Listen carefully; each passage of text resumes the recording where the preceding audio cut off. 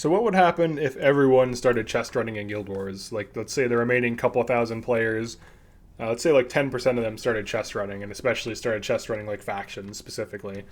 I think it's kind of obvious what would happen.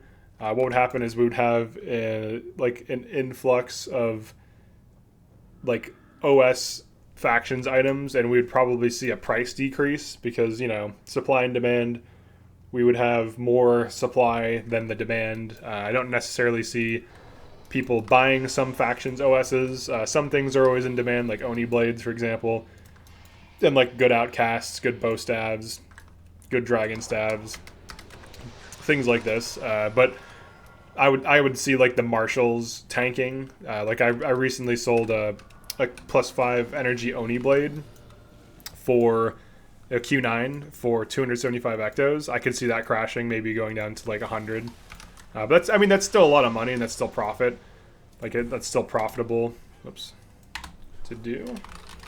But if everyone started chest running, if a ton of people started chest running, you would see a lot of items crash for sure. So it would be less profitable overall, but assuming that you can consistently find a buyer of elite tomes and you're doing hard mode, it should still be profitable. It would just be harder to make like good money to justify doing it. And like I think what would happen is if everyone started chest running and they saw that it wasn't as profitable as it seems, they would probably stop. From what I can tell, a lot of people get bored of it and stop, and that's fine. I don't like if you don't want to do this, like if you don't want to chest run, you don't have to. It's kind of like an acquired taste. I feel like you're probably better off doing speed clears and just like hoping to get a BDS or doing DOA speed clear, selling cons, doing gifts to the traveler. Selling cons and gifts to the traveler are like the easiest ways to make money in general. So I recommend doing both of those if you're just looking to make easy money with minimal effort. Just create. Wait, what did I get? Oh, it's curses. Okay. Just create cons and sell them. And if also do gifts to the traveler, like both of those, and then sell the gifts to the traveler. Both of those are very brainless ways of making easy money. So if that's all you're after, do those things.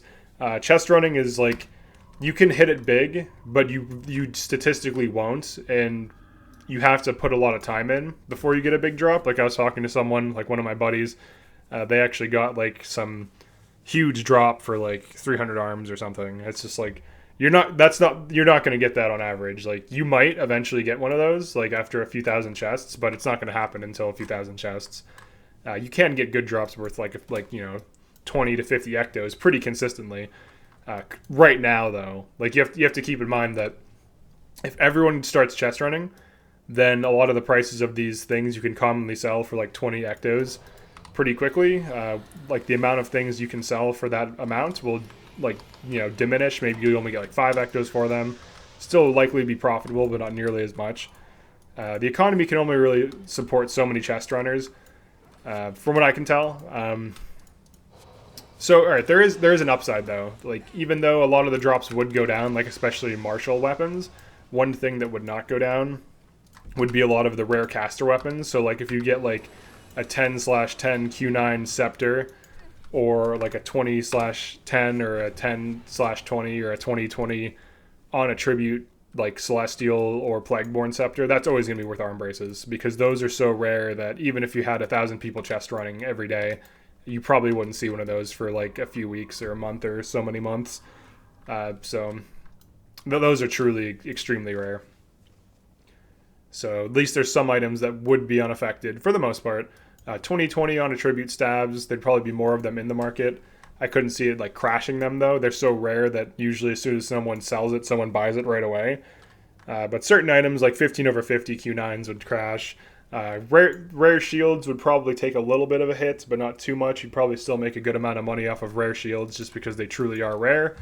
Anything where you need to roll 2 perfect mods generally is much rarer than a thing you just need to roll 1 perfect mod. So for like a hammer, for daggers, for bows, for swords, for axes, you just need to roll 1 perfect mod, and it's worth something.